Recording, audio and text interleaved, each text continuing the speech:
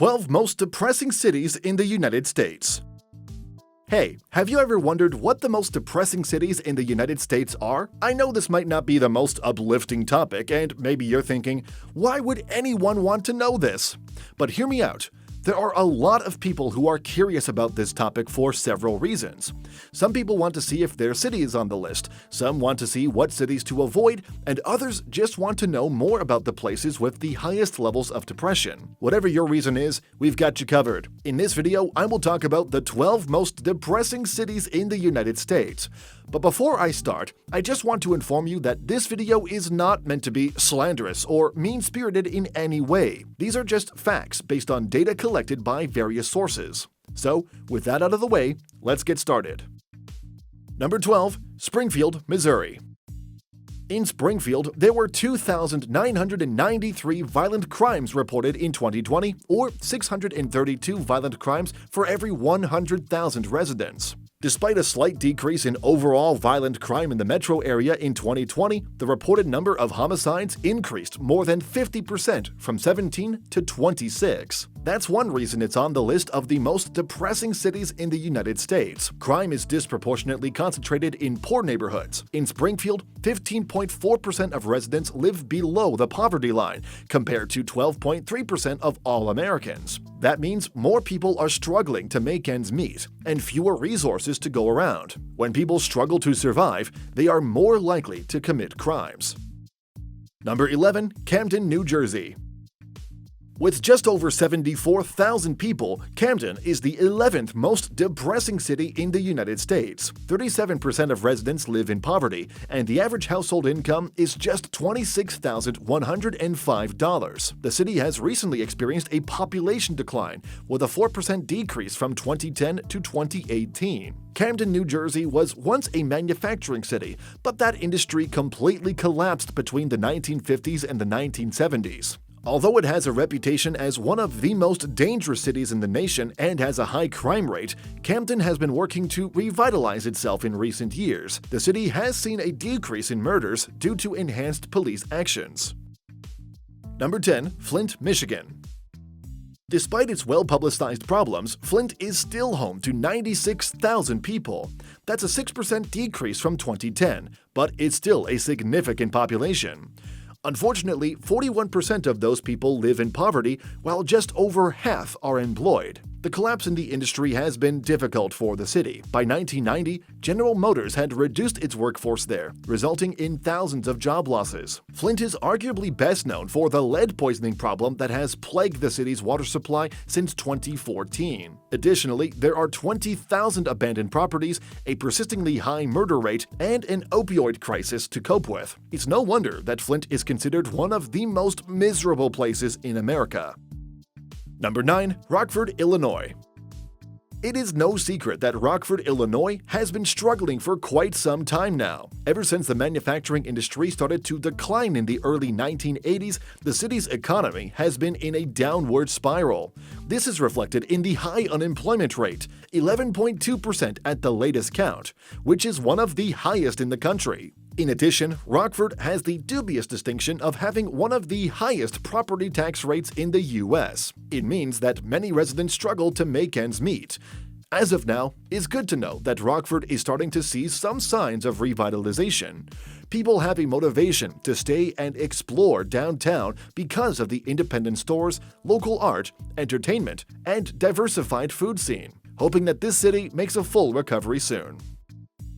Number 8. Pine Bluff, Arkansas. Pine Bluff might be best known for being one of the poorest cities in Arkansas, but it's also been home to some impressive population decline. Unlike the other cities on this list, the city lost approximately 14% of its population from 2010 to 2018. So what's behind this decline? Well, as the state lost nearly 3,000 manufacturing jobs between 2016 and 2017, people started leaving. Things became even worse in 2019 when the Arkansas River flooded the city.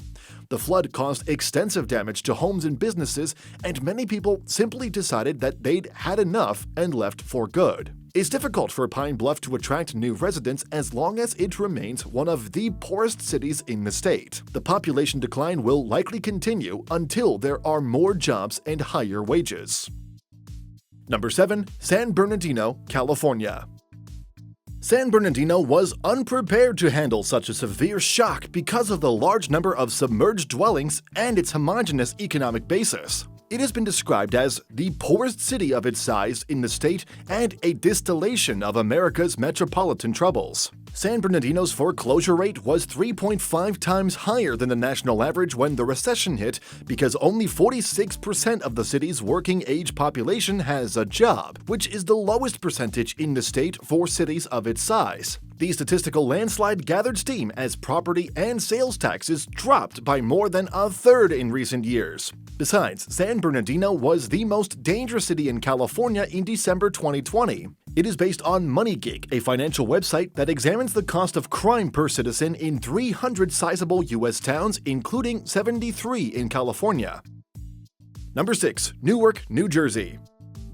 Newark, New Jersey is often called a depressing city, and it's not shocking given that it's the dirtiest city in the nation, according to a recent analysis. The city has also experienced lead poisoning issues similar to Flint, Michigan, which just shows how much work the city has to do. Not to mention, Newark has had its fair share of racial tensions, which erupted in violent riots back in 1967. And when it comes to crime, Newark experiences its fair share of violence, particularly in 2013.